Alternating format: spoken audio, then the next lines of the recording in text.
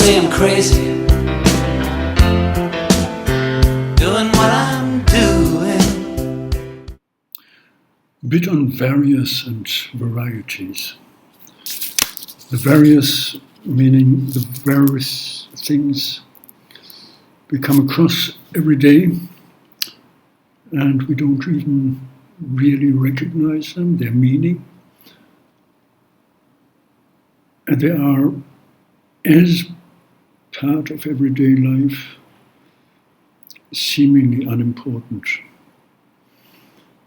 And then if you see the variety, if you're confronted with this variety, for whatever reason, things changed or is a changed position, living in another country, or as we have it now, the crisis with the virus, things change and gain a new perspective.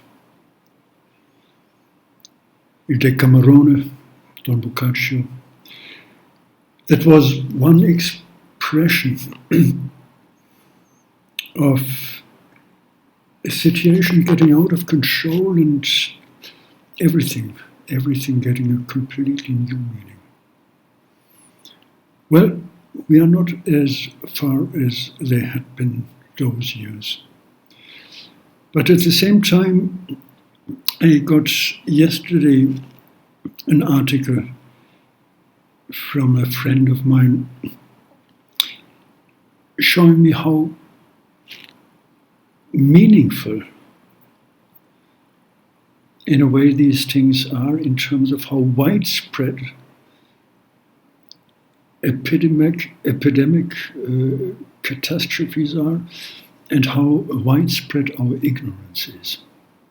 We are here popping up there and here and whatsoever, but we are not seeing that they are actually part of today's world. Part of today's world,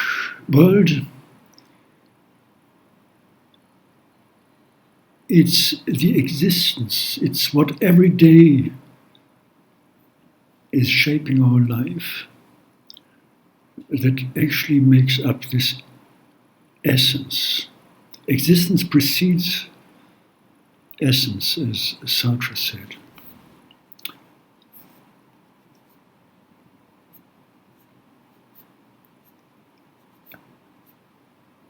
I want to show this contradictory character by some notes, some thoughts, not even reflections, something I came across that actually proves what Bakewell says in her excellent little book on the Existentialists' Cafe. Quoting from there,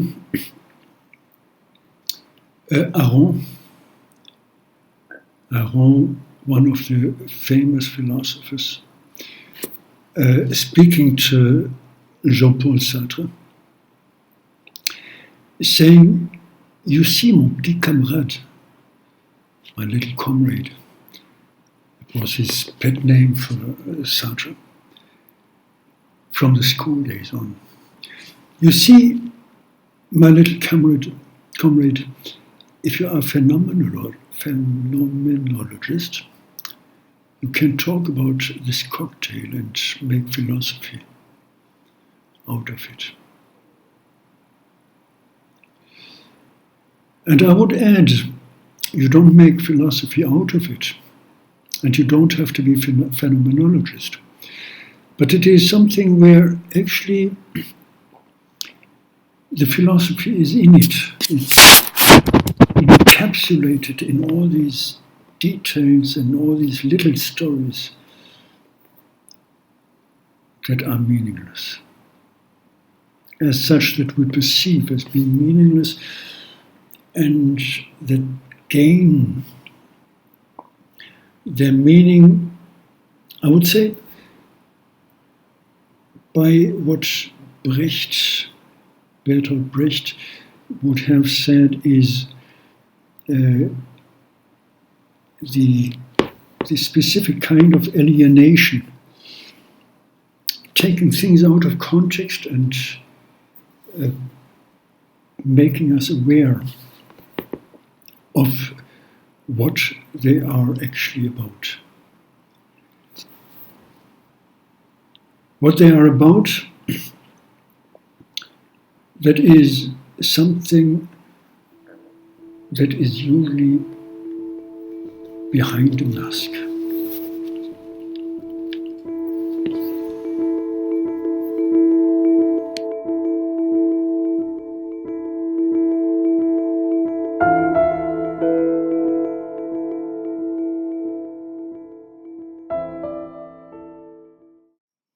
Before talking about all these little details and the little stories that are meaningless and at the same time that are so meaningful, talking about the existence of everyday's and in everyday's life and the essence.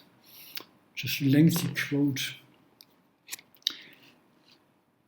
and a very abstract, seemingly very abstract, theoretical paragraph.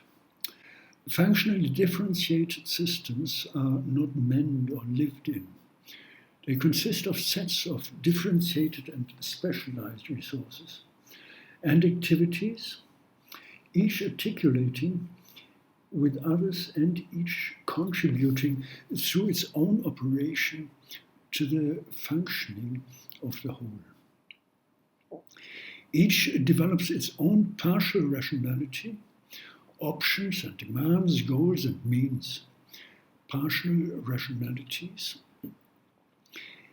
do not combine in a comprehensive social rationality as such. However, and in one sense at least, the sum of the parts is more than the whole. No system of its primary importance to functioning or functioning of the whole, none provides a summit, as was the case in stratified societies, or a center for society. Finally, according to the principle of the functional differentiation, each subsystem performs a function that is unique, where that exclusivity to be compromised, the principle of differentiation itself would give way. Subsystems do not simply perceive the world in different and competing ways, but also perceive their differences in different ways. As Teubner describes it, society is a unitas multiplex, a society that is at once unity, all communication is distinct from life and consciousness, and multiplicity. And at the same time, in the current evolutionary phase of functional differentiation, it is also a heterarchy. The multiplicity of descriptions of society cannot be coordinated hierarchically. This is taken from a book on jurisprudence, of course, by Scott Veitch and others. And I think it is applicable, or I know it is applicable across many other fields, that we are dealing with something that has its own perspective, that has its own life, and that is nevertheless part of the entirety, part of the whole. As with us as personalities, that we are, on the one hand, individuals unique in our existence and independent, living our own lives apparently, and at the same time Ubuntu, we are nothing else than exactly being part of it, specific part and part of it. And this reality of the different facets, the multiplicity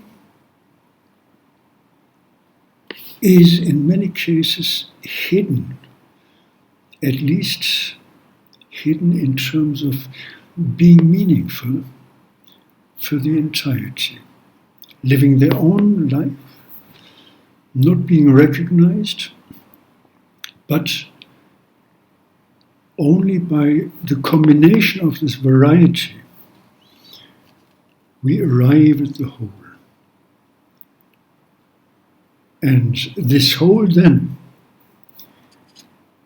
kind of magically puts everything, the meaning, the essence, behind a mask, behind a veil.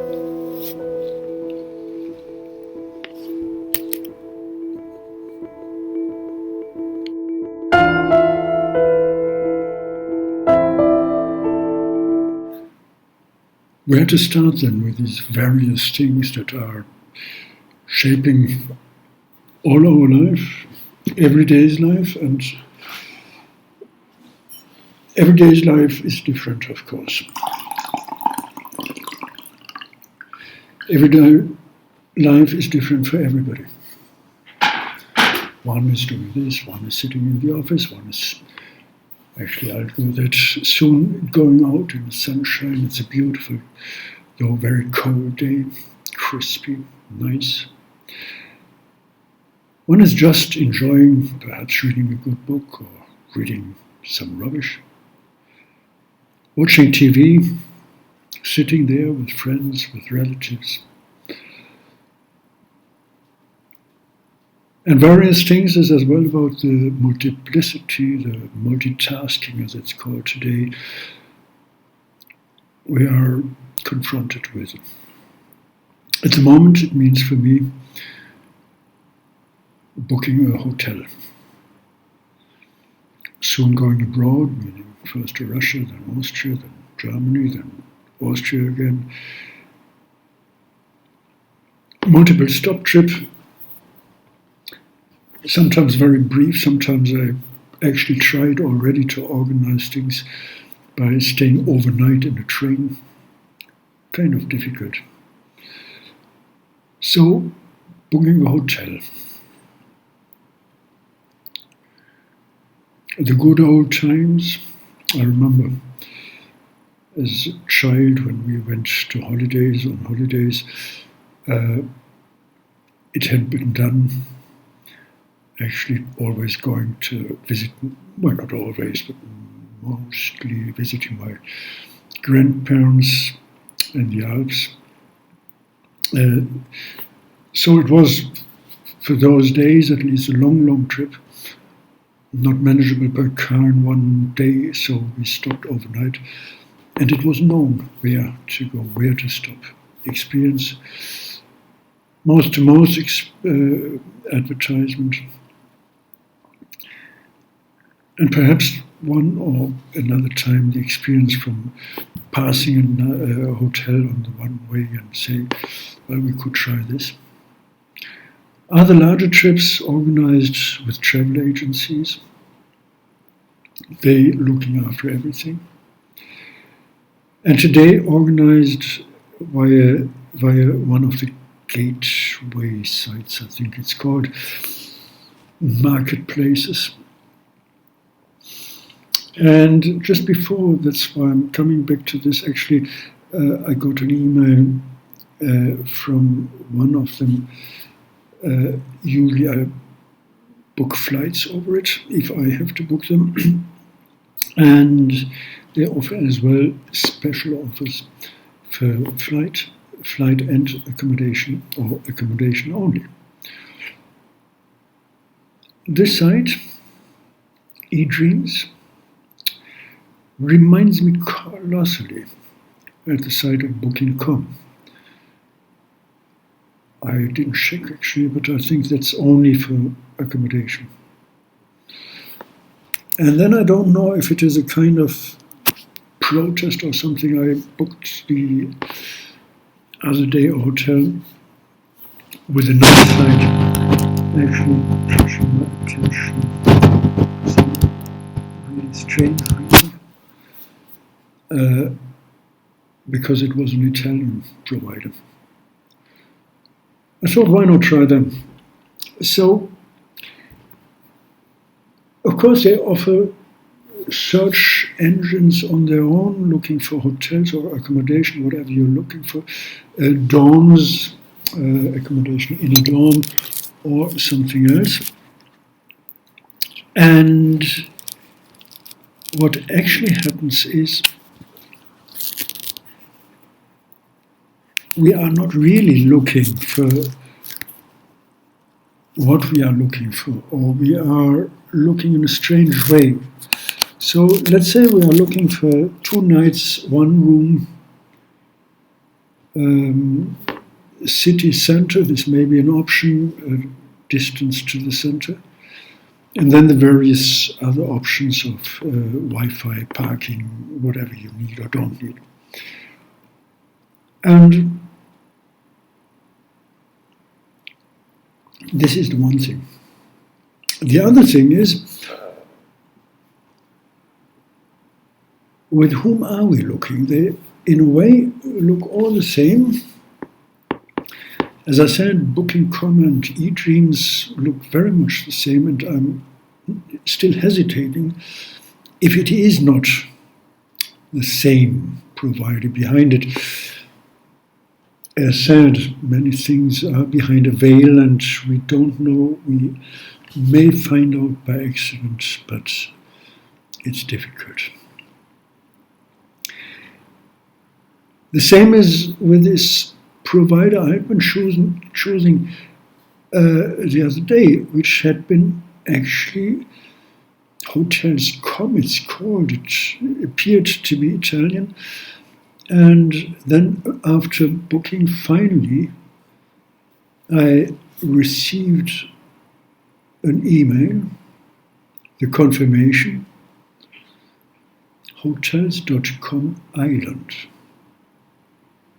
Now, I don't know if they are actually Irish, based in Ireland with their headquarters, or if they took from somewhere in my computer my still Irish existence, which is actually funny if I look for the telephone number. My telephone number as saved. Sometimes it still comes up as the Irish number, the Italian number, the German number, the previous German number, whatsoever. And I'm sure that I did not change it, not in all cases. So who is doing what behind the veil? Surveillance Capitalism is the title of this one book. And yes, surveillance, every day's surveillance. I'm not worried about it. Sometimes it's actually very easy to handle. It's very comfortable that they know already. And sometimes it's not pleasant. It's a little bit, well, I wouldn't say making me feeling uncomfortable, but at least weird, let's say it this way. Anyway, what are we looking for? We are looking for a hotel accommodation in a certain category. And then we get a list. And more it is going shopping. Well, not going shopping, but buying something. It is not what you see, what you get. It is what you want. You have to search, even if things are apparently getting very easy, you have to struggle and fight through the various special offers. Conditional or unconditional, but we barely buy anything for the normal price. Everything seems to be reduced. There's everything delivered with some little special. Free cancellation is a little special. Supposedly free internet. Yes, of course it is free. It is already part of the price. Pretending it is an add-on.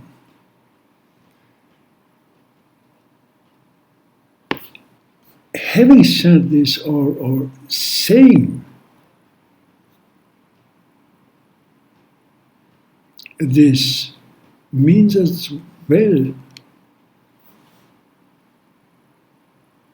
that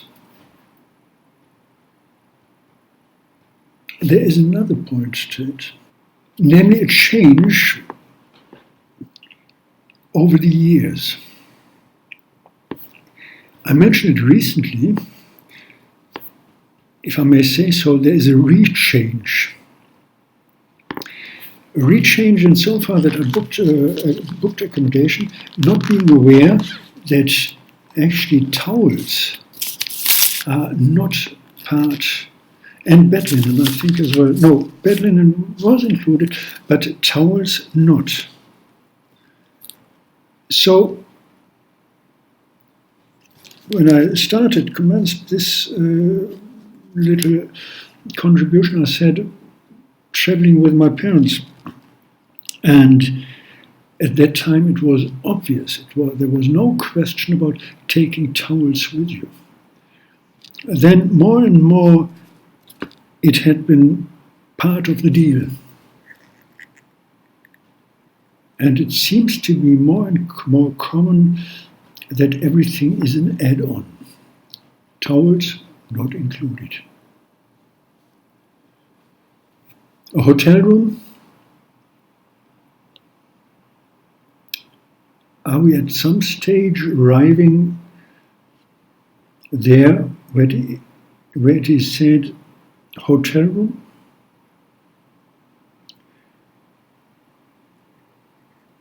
Using the bed, an additional 20 euro. Towels, extra cost of a £5. Using the escalator instead of the chairs, £2.50. It's a strange way of differentiation. I know there had been some struggles, if you want. I think it was about prices for flights, what they have to announce and what is additional cost and what is included. It is said the internet, this independence we gain, means a gain, more freedom, more independence, and the right to determine what we want and what we do. Sometimes I have some doubts. It's not that. I wouldn't say it's entirely new, but there is another veil behind which things are hidden.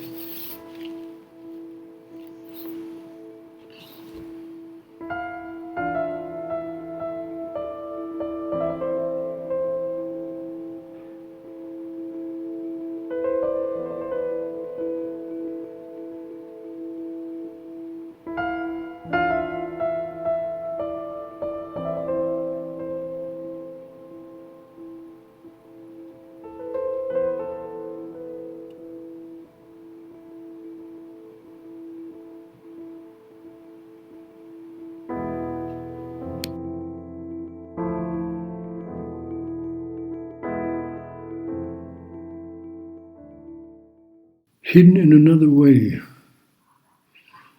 behind routines, daily routines and habits. went out for a walk, and it's so beautiful, quiet.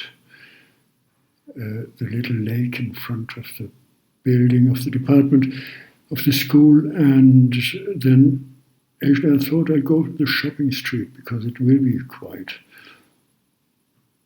And I have to admit, I had been looking for a special restaurant. I thought they may open. They aren't.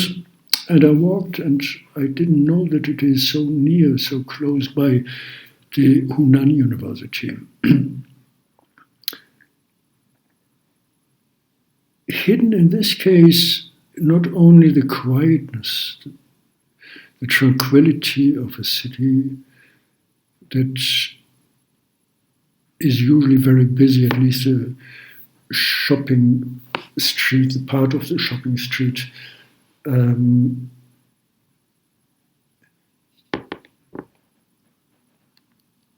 At least a busy part of the Lushan Road. It is the shopping street, part of the shopping street, it's not really a shopping street, it's just an ordinary street. I walk every day coming from the metro station and going there in the evening. But this day I just wanted to enjoy the walk. Lushan Road, and I didn't know really how far I would go.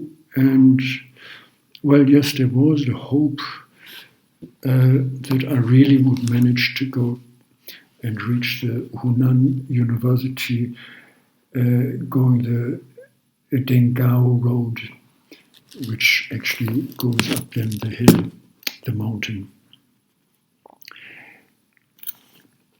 Hidden, I don't know if it had been a remark by Francesca the other day, saying, but they are only high-rises anyway, aren't they? And especially since then, I'm looking around and thinking, without obviously having an overview over the entire city and the building structure, but there are so many houses, not high rises, low rises, if you want, 2 stories, 3 stories, 5 stories. And going on actually beyond the part I usually go, the Lushan Road is a very beautiful spot. Much green, and houses. Well, it is a city, it is a large city, but actually nice houses. And it was a pleasure walking there this day. No traffic, nice fresh air, and allowing the thoughts going stray. Going stray as well between the prejudices we have and the reality we are ready to acknowledge and to see.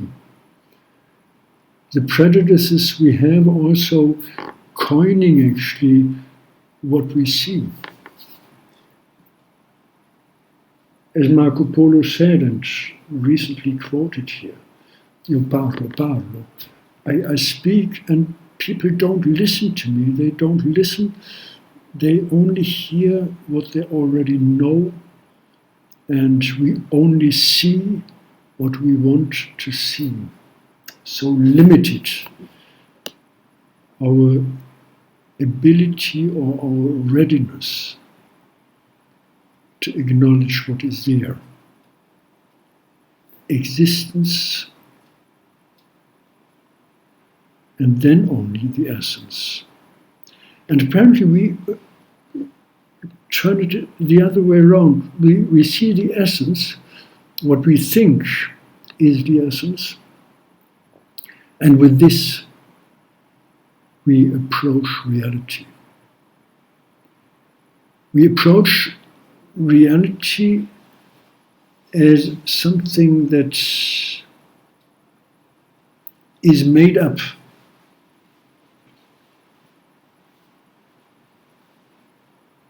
according to our own realities. I have to show you something.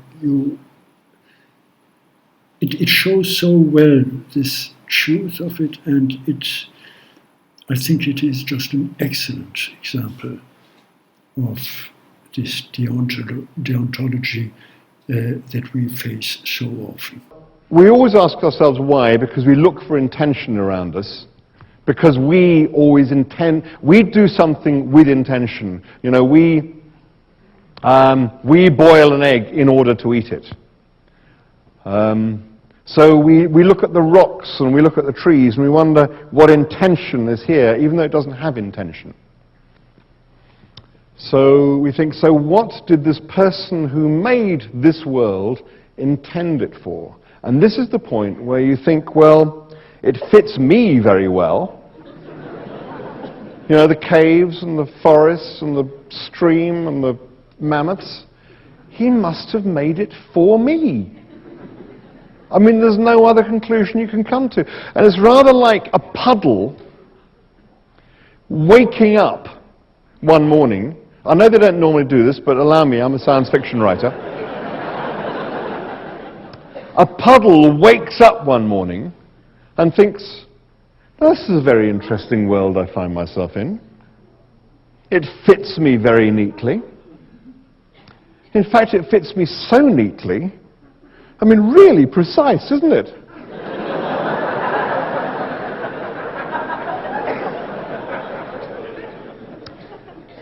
It must have been made to have me in it. And the sun rises, and he's continuing to narrate the story about this hole being made to have him in it. And the sun rises, and gradually the puddle is shrinking and shrinking and shrinking. And by the time the puddle ceases to exist, it's still thinking, it's still trapped in this idea that the hole was there for it. And if we think the world is here for us, we will continue to destroy it in the way that we've been destroying it. It is not malignity, it is something else. It is our the limitation of our abilities. Malignity it would be if we do not admit it, if we insist what we see is what is there. If we do not take up this opportunity to philosophize about the cocktail and about whatever we see around us, if we insist that whatever we once thought is the truth is the eternal truth, and if we deny from one day to another what had been there and what we had been acknowledging for good reasons. As I said, I walked on and actually I reached the Hunan University, and that I reached it had been due to the fact that I saw from a little bit of a distance the monument of Chairman Mao. Yes, Chairman Mao. Everybody, but nearly everybody, mentioning him, talking about him, thinking about him, even criticizing him, says Chairman Mao. And it had been as well for us in the West, being critical about Maoism or not, Chairman Mao. There he stands,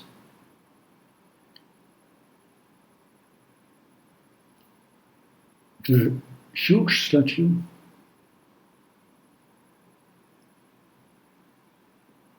talking about, you see it yourself, uncontested, the immortality.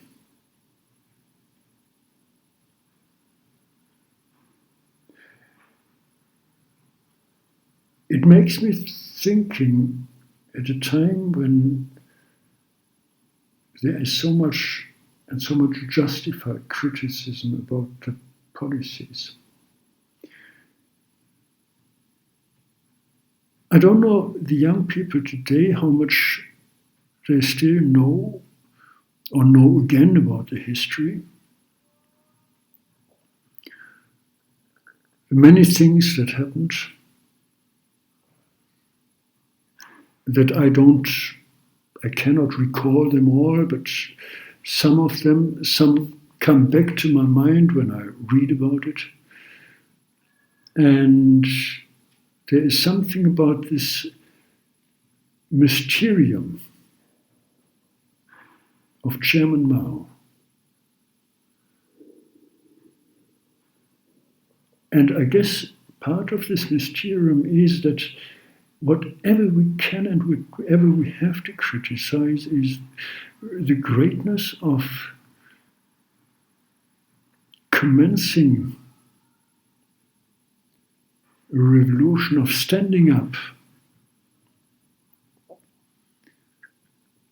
and developing a policy that had been anti-imperialist, anti-colonialist, and socialist. Of trying to get a country out of a misery that had been there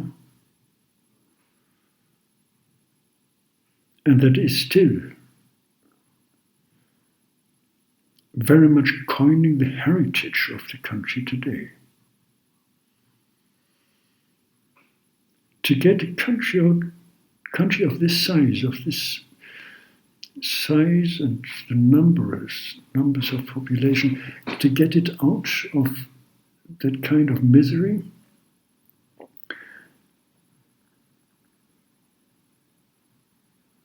had been just a courageous step.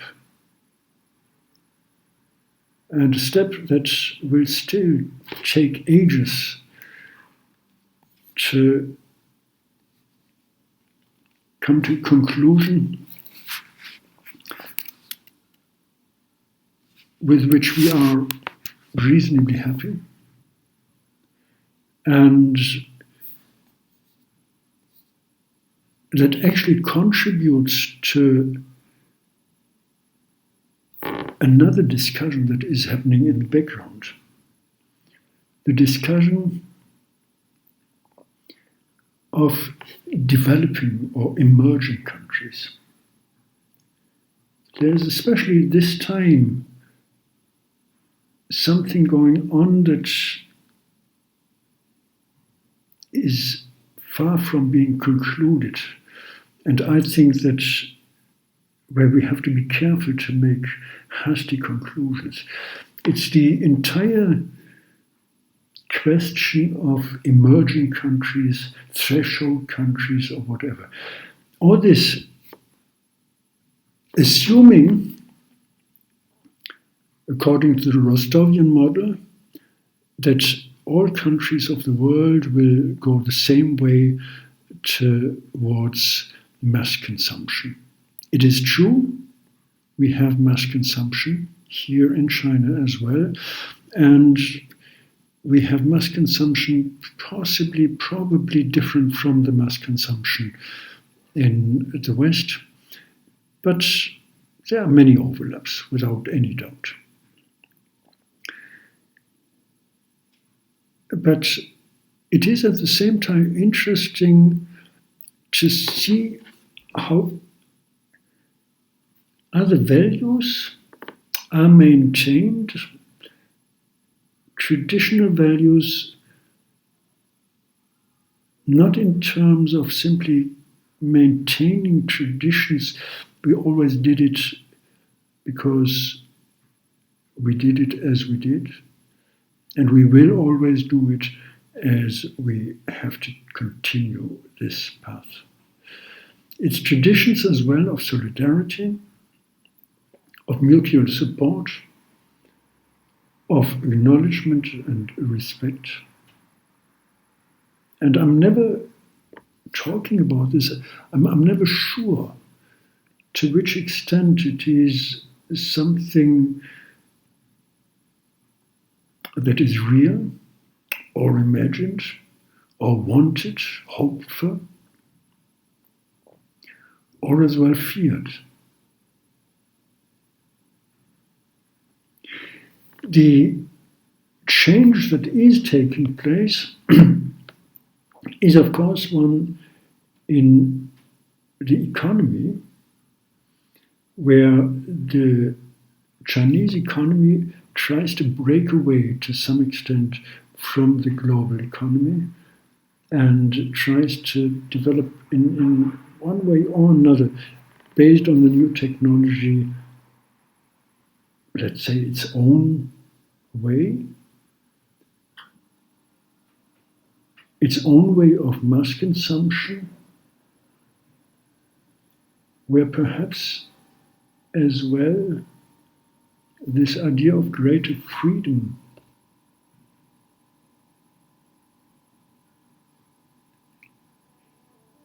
is being realized or gets a new opportunity. I could say no, I will say, I don't know. I could simply say there are, of course, the ruling classes, and they have their own interest, and they have very much and very simple capitalist interests, and they have one major interest, and this is putting everything of their doing, of their wrongdoing behind a veil.